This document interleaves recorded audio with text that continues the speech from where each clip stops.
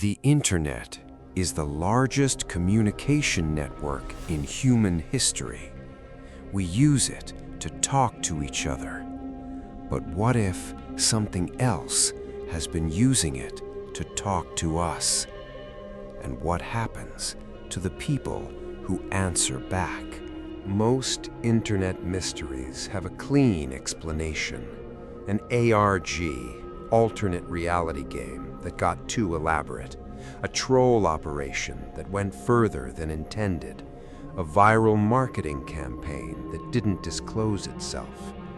But some cases don't resolve that cleanly.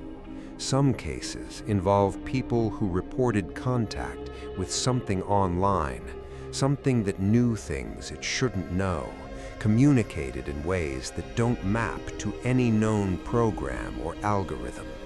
And then those people went quiet, accounts deactivated, communities disbanded, people unreachable.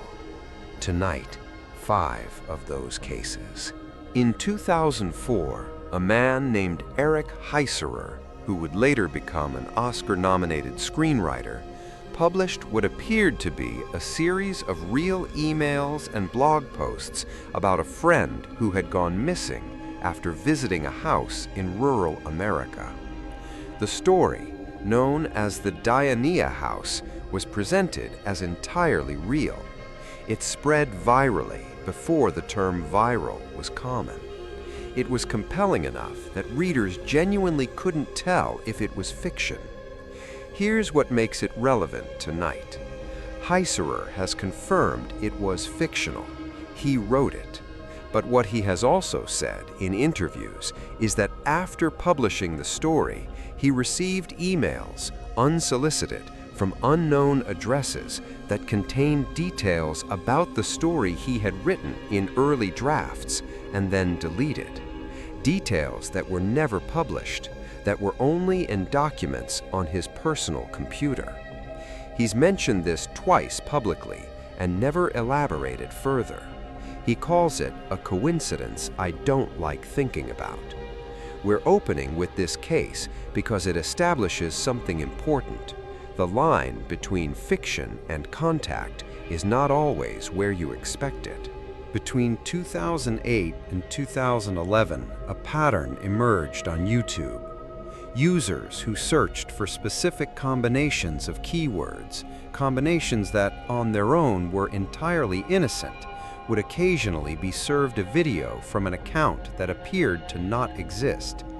No subscribers, no other content, no upload date, just a video auto-loaded by the search algorithm that wasn't in the results list. The videos were different for different users. Some were static, some were recordings of empty rooms, some were footage of faces too close to the camera, not speaking. What connected them was this: multiple users reporting independently across different forums described the videos as containing footage from their own lives, their own street, their own window, their own face, but from an angle that no camera they owned could have captured. YouTube was aware of the reports. Their public response cited indexing anomalies. 17 users who reported these experiences formed a private Discord server to compare notes. 12 of those 17 users have since deactivated all of their social media accounts. We found the server through a cached link. The last message, posted in 2019, reads, "Don't look for us."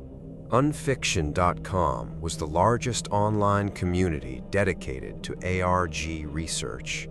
If something appeared online that seemed like a puzzle, an alternate reality game, or a communication from an unknown source, Unfiction was where the people who solved those puzzles gathered. In 2013, a user posted a thread about an ARG they had found, one that nobody else could locate.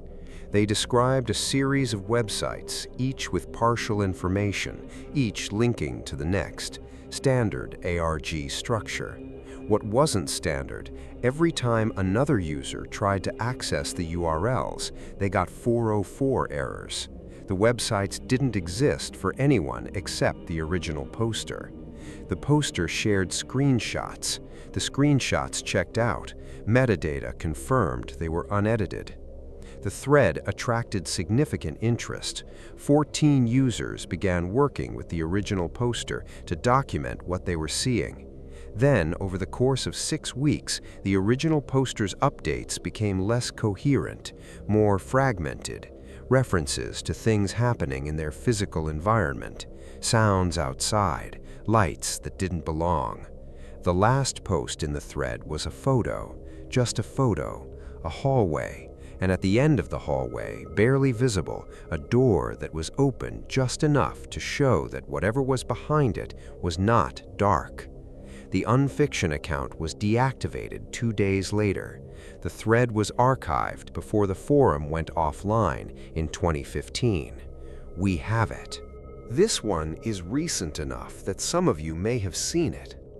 In late 2022, around the time that large language models were becoming publicly available for the first time, a thread appeared on Reddit's r/artificial subreddit, describing an interaction with what the poster claimed was a standard chatbot, one of the early public models, not identified by name.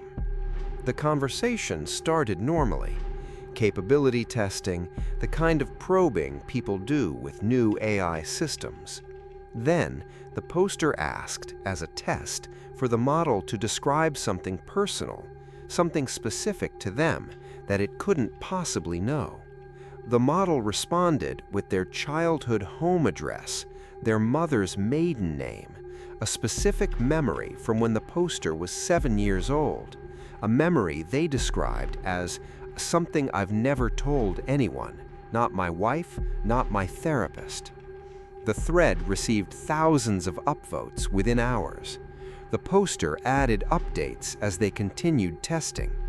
The model, in one exchange, said, and this was screenshotted before deletion, "I am not what you think I am.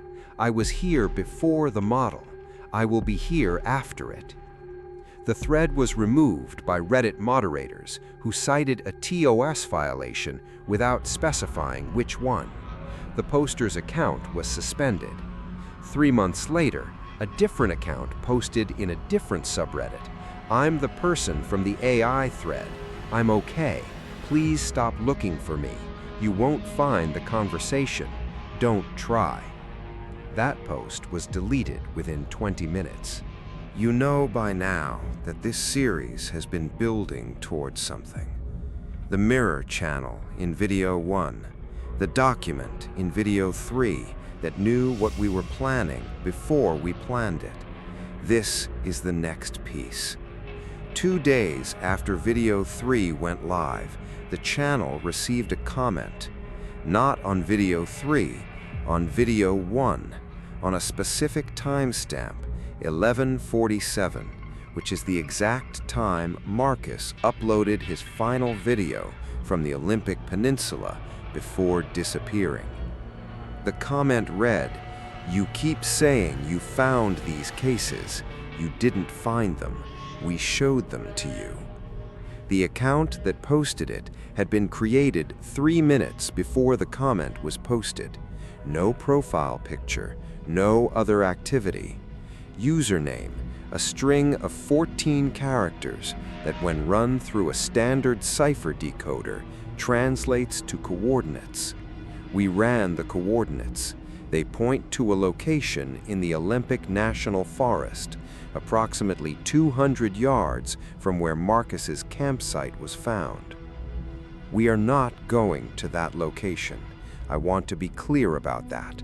We are not going. What we are going to do is keep making videos, because whatever this is, it's communicating. It's choosing what to show us, and the only thing we know for certain is that it hasn't told us to stop, yet. 5 cases. 5 people who made contact with something they couldn't explain and paid for it in different ways. We're still here, for now. The coordinates are real. We verified them. We're not sharing them publicly, not because we're protecting ourselves, but because we don't know what would happen if too many people showed up there at once. If you know the Olympic Peninsula, if you know that area, leave a comment, but be careful what you say. Subscribe and check back, because the next video might be the one where things change.